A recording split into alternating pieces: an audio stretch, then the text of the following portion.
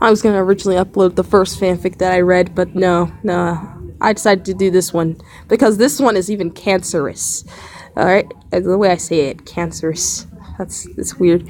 Anyway, this is as promised. I will do the most cancerous fanfic I can find on the internet, and this is one of them. It's literally a freaking story of incest. If you're offended, fuck you. I don't know if this is gonna take the whole 15 minutes. Just look how fucking long the chapter is. It's only the first fucking chapter. I found a lot of cancer while looking up Jake Paul, and I had to look up the most cancerous one I can find. And so this is it. I will warn you. It's a warning. I don't know if it's like freaking a smut story. I hope not.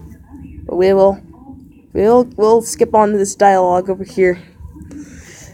And this is in Jake's point of view. Alright, let's do it. Jake, your alarm isn't going to turn itself off, my older brother Logan said as he turned my alarm off. Freaking mumbling. It made a weird noise that I didn't know was physically possible. Yeah, I know.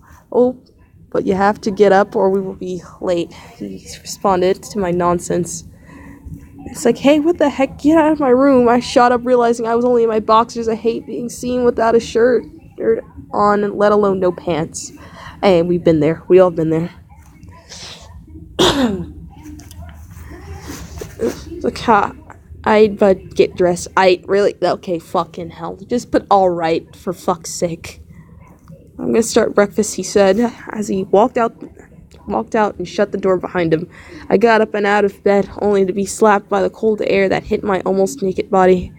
That's cancer. I'm just kidding. I shivered a little, then shrugged over. You know what? Then I should have saw that. Then shrugged over to my closet to find something decent.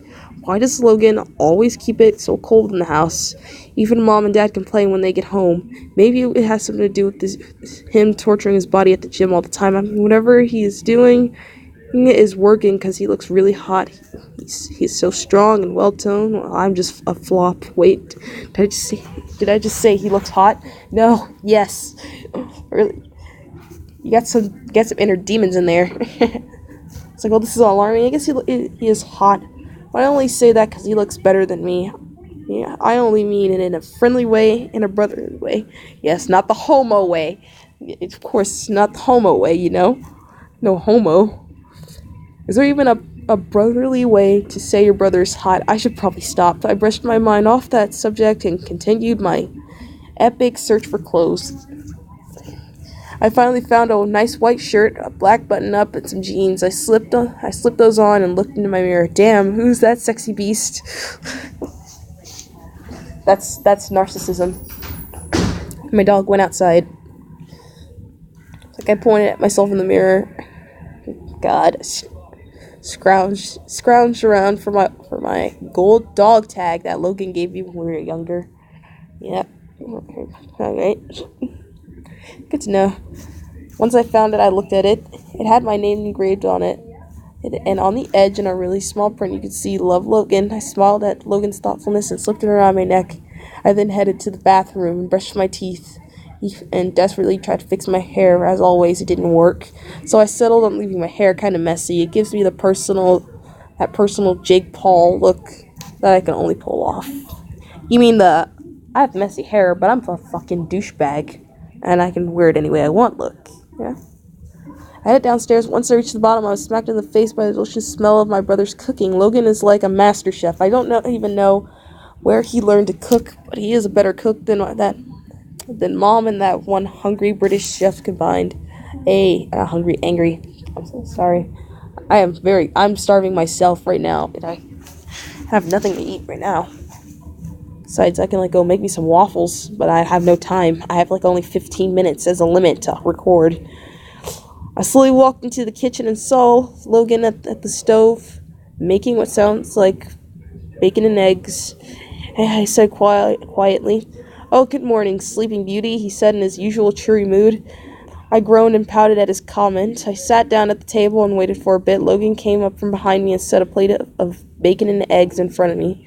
Oh my God, I stared in awe at the plate in front of me. What? It's just bacon and eggs, Logan said with a mouthful of food. It's the most glorious looking plate of bacon and eggs I've ever seen. Jake, calm down. It's just, oh my god, this is going on Instagram.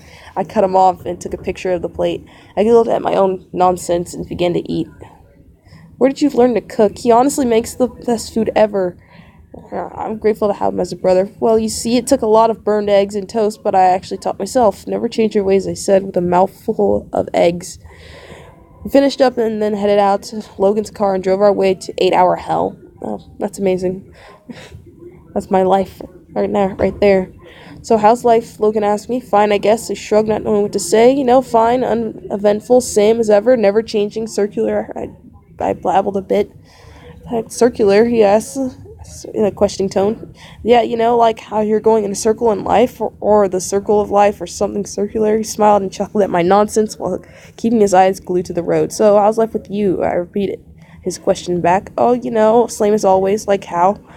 Get up, get you up, make breakfast, drive to school, sit, drive home, eat dinner, sleep, repeat, said in a monotone. Oh, okay.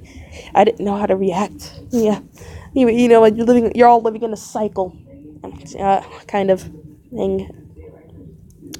I didn't know. I didn't know he saw life so boring. He is 17 and all he does is eat, sleep, repeat. He never even goes to parties. We need to spice his life up a bit, you know. But how?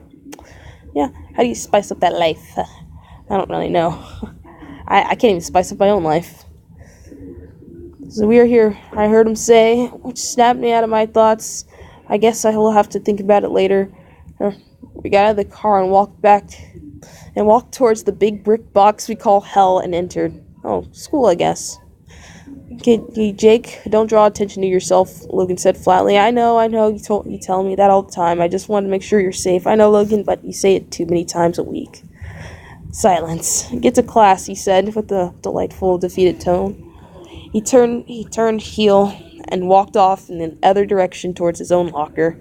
I headed the opposite way to get to my locker. I spun in the code and opened it up to only have it slammed in my face. What do you think you're doing? Oh no. I spun around to be face to face with one of the biggest bullies in schools. Really, Scotty, sire? Oh wow. We didn't know Jake had bullies. He deserves it for being such a fucking faggot on the internet. Please don't get offended because I said it too. Hey, Blondie, Scotty's fat has a corner in between himself and the lockers. Bitch, what the fuck? Okay, Blondie is not even an insult, really. Okay, it's so over fucking used.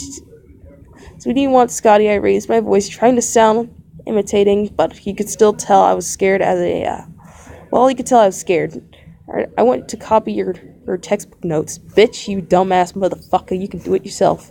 Well, it's like, no way, I'm not letting you touch my textbook. If you want to pass, then make your own notes. I said, regretting those words spilled from my mouth. Fine. Looks like we'll have to do this the hard way. You deserve it. I mean, well, you gotta admit that Jake Paul does have a punchable face, and so does Logan. So, oh my god, it's a longer chapter. I don't know if I have enough time for this shit. I mean, I guess I'll have to, like, do the first chapter probably tomorrow. I don't know, later on. Maybe we have time. We still probably have time. Yeah, we probably got a little bit of time left. It's like, finally, so I have to do this hard way. He drew his fist back as for the pain to come, and it did. I've had a blackening pain on the side of my left eye and fell sideways. This isn't good. This is gonna be the end of me. Goodbye, world. You were boring. Bitch, if you think you're gonna fucking die of getting punched in the face, you're a pussy. I felt a painful kick in my stomach, and then someone, probably Scotty, grabbed my shirt and pulled me into a sitting position. And I'll say this again, give me your notes, fine. Say not being able to take any more pain. It's your own loss. I tell him as I hand him my textbook, and he begins to write the same stuff in his own book. I'm such a baby when it comes to pain. I can't even handle a flu shot without breaking down into a full panic attack. Oh, author's note. Y'all can read that. He finished copying all the notes he needed and tossed my book back at me and walked off. My head was throbbing from where he hit me. It's sure to leave a bruise. I can't let Logan see it or someone will die. I can't let Logan go to jail for murder. I love him too much. Oh, it's like, what? What's gotten into me? No, I love him in a brotherly way. Okay. Sure you did. Sure you did, faggot. I have nothing against gay people, guys. Don't think I do. Still, Logan can't see me like this. I lifted my shirt where I was kicked, and pretty sure enough, there was a bruise, a dark purple mark already, making its way on my belly, meaning that it's most likely a bruise there on my face already too. I ran my fingers over the place I was punched, and sure enough, it hurt like hell. I went to the pain in my face and decided that I should go to class before any other bullies try to reach me. I reached first period and sat down in the back of the room. I didn't really have friends at school, seeing as all my other friends broke my trust back at my old last school. Aw, poor you. They told the whole school the one secret I trusted them to keep. What was the secret, yes? I'm gay. Well, we all know that. We all know Jake Paul is fucking gay as shit. That's probably why I can't even keep a girlfriend. Yes, I am. My parents and my brother doesn't know that, but the school doesn't. Well, they do know that, but the school doesn't. I was worried if I make friends, they will betray me at some point, like all the other friends I had. I must have zoned out because the teacher was in front of my desk waving his hand in front of my face. I looked up at him and he had an annoyed look on his face. Jake, what's the answer to number 6? Dang it, he always had to pick on me. 47, he looked at me in disbelief. Oh great, I did it horribly wrong. I'm gonna get kicked out of school for doing badly in math.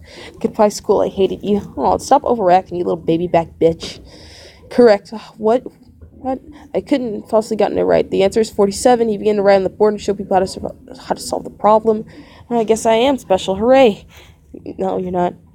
The rest of the day was a drag. I hated every minute of it, especially social studies because I have that class with Scotty and he's always trying to do something to distract me. The day was finally over and I could go home and flop in my bed like the flop I am. I walked out and waited for Logan so he can drive us home. I spotted him and walked over to him so we can converse on our way to the car, and that we did. He stopped in his tracks and stared at my face, eyes filled with worry, disgust, hate, and more worry. Oh crap, the bruise. Jake, what the hell happened? He shouted as he took my face in his hands to examine it. Nothing, I'm okay. Don't worry about it. Nothing, Jake, you need to tell me who did this so I can whip their ass. Oh, really? The protective cliche. Please, I pleaded him for to stop worrying. Jake, please tell me who did this. At least tell me so I can report to the principal. I looked down at my hands and feet and played with my fingers. Scotty, sire, I mumbled. Thank you. He whispered and pulled me into a hug. I said the pain from the bruise on my stomach, which made Logan worry more. Squirt up, he motioned with his fingers for me to pull my shirt up. Oh, my shirt up, sorry. I have to lick my lips for that one. I sighed and followed his command, and he practically choked when he saw the bruise, which looked a lot worse than it did the last time I looked at it. Let's get you home. I'm not going to ask why he did this, because it's probably something stupid. He's a very stupid person, he hummed. The drive home was silent. Logan could look over at my face, look at me every once in a while with a weird expression, but that's only the communication we had the whole way home. We walked into the driveway and practically walked inside. Oh wait, you know what? It's so hard to fucking read now. Like, he practically vanished before me. I waited in the living room for a bit because I had a feeling he would come back. I guess I could tell the future because he came back with an ice pack. I sat down on the couch and patted the spot next to him. He sat down on the spot. Oh God, I'm awkward when I read. Okay. Said he commanded, and I followed his orders. He lifted up my shirt and placed the knife pack gently on my belly where I got kicked. Mom and Dad will be home at 8, so do you want to watch a movie or something in the meantime? I would like that. He scrolled through Netflix until he found a movie he wanted to watch. I honestly didn't care what the movie was we watched, but as long as I was with Logan, he was still protective and would do anything to keep me safe. And boy, I do feel safe. I never want to leave this safe feeling, but I know I'll have to in the morning because of stupid school. Oh, God damn it. We ended up watching Expelled. I started to feel sleepy halfway through the movie, so I rested my head on Logan's shoulder and drifted into the comfortable blackness of sleep. Oh God, finally. Shit. Okay, I have tried to freaking talk. It's so hard to read out loud sometimes. Alright, I hope you enjoyed this cancer. I'll do another video, I guess, soon.